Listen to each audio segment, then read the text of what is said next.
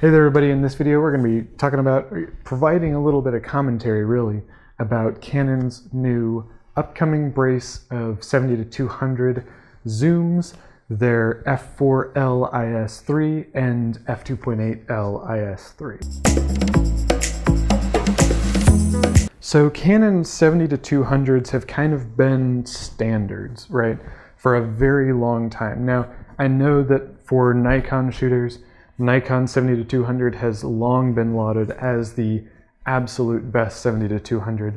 Once Sony entered the space, they made a very compelling lens, and then, you know, we haven't seen anything out of Sigma, but Tamron's 70-200 as well has just been very good.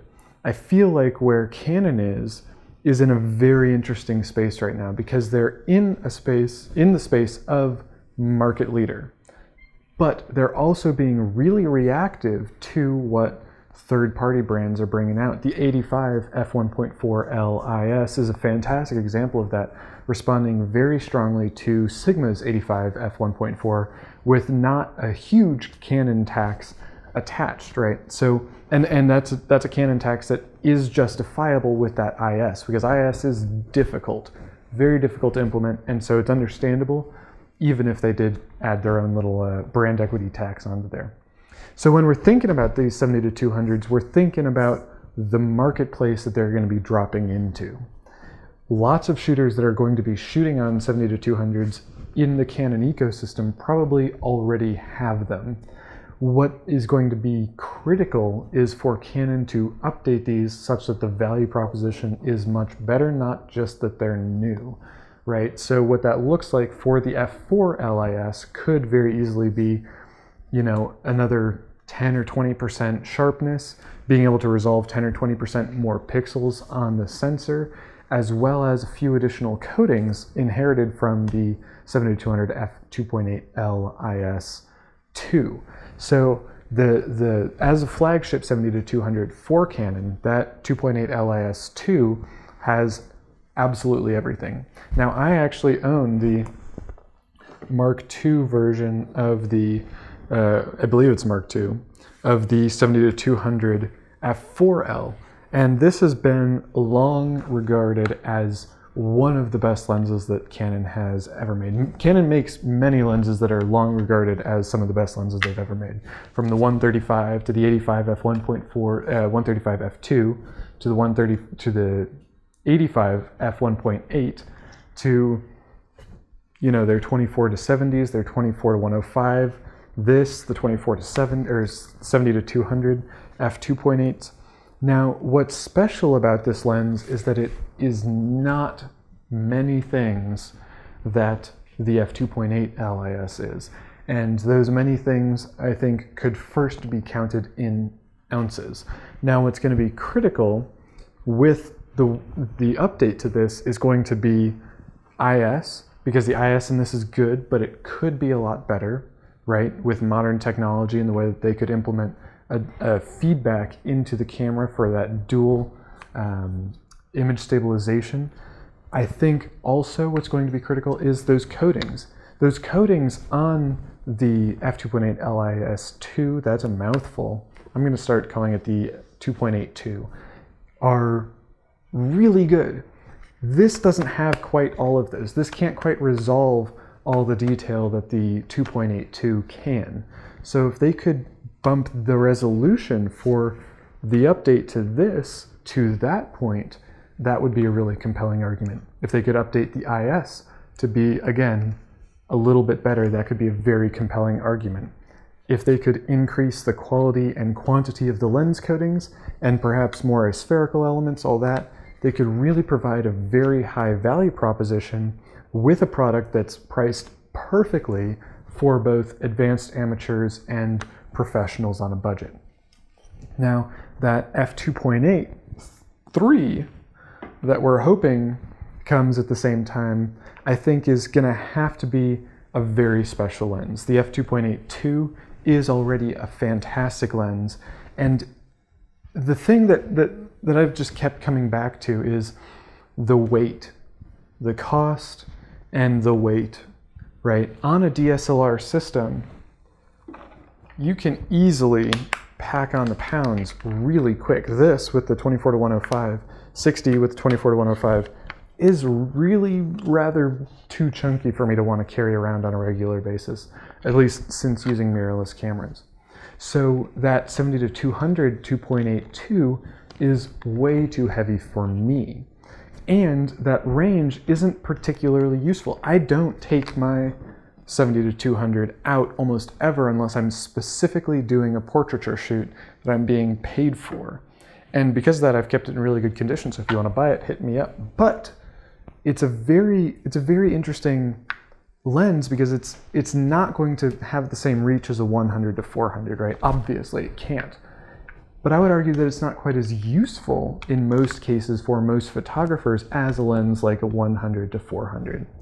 I would argue as well that an option from Sigma, like their 100 to 400, their 150 to 600, could very easily slot into a much more useful space for, if you're going to just accept that that weight is going to be something you're going to have to live with for a minute.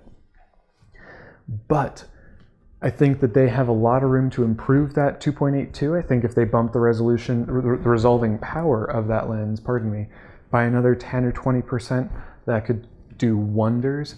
I think if they really implement some of the newer technologies they've been putting into their lenses, pardon me, like the air bubble coatings that are supposed to help diffract more light and be cost effective while they're doing that. They do some more spherical elements, some more extra low dispersion and fluoride elements. I think those could be really great for increasing the value and the capability of that kind of lens. Now, what I've done here is skirted very far around the issue that I think is most critical with these lenses, and that is that Canon is moving more and more into the mirrorless space. Right, we're seeing that they are the market leader for mirrorless cameras as well as DSLRs. So when we're thinking about what it takes to be a good lens for a mirrorless camera, those are very different things. What we're seeing on mirrorless cameras is linear autofocus motors. What we're seeing on traditional DSLR lenses is ring type USMs. So I think, just as a sidebar for a minute, if they increase the quality of the motor for the AF motor on here, I think that would be really good for the f4.3. Besides the point that I'm trying to make is I think we can be fairly sure that we're going to see a very strong indicator of what direction Canon is wanting to spend a lot of time going in the next 5 to 10 years by what these lenses look like in terms of their autofocus motors, right? This is something that I think that a lot of people are going to be ignoring, because if they go with a traditional ring type USM or another type of USM motor, that's going to be a very strong indicator that they're going to keep focusing heavily on their DSLR segment.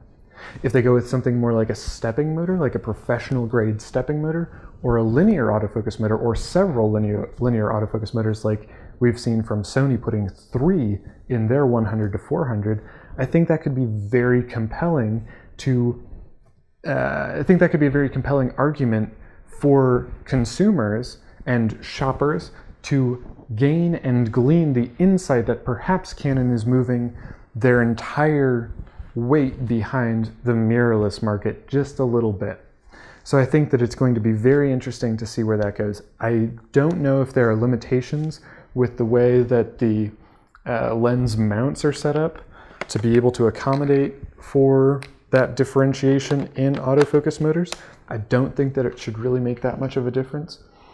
I'm hoping too that, and I brought this up obtusely and obliquely a minute ago, but I'm really hoping that they can cut down on weight with both of these lenses, the f2.83 and the f4.3, because the weight is restrictive, and we're living in a period of time where you can pick up a lens that can do that range on a camera, for a camera that doesn't weigh as much, so that, and like a smaller sensor camera like a GH5 or a G9 or even an Alpha 6500 or an XT2 or an XH1, where Olympus, I'm not trying to leave you out, I'm just trying to keep the point going, where you can get a huge amount of value out of a smaller sensor with smaller lenses, and it's going to be a lot easier to take into the field.